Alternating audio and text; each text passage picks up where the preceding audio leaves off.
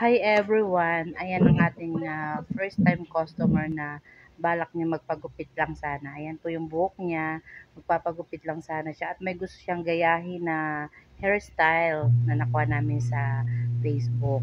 Ayan, yan. Gugupitan ko na po siya. Pero nagbago yung isip niya. Para makuha nga naman talaga yung hairstyle, ay nagparibad na rin siya. O di ba biglang isip na magparibad.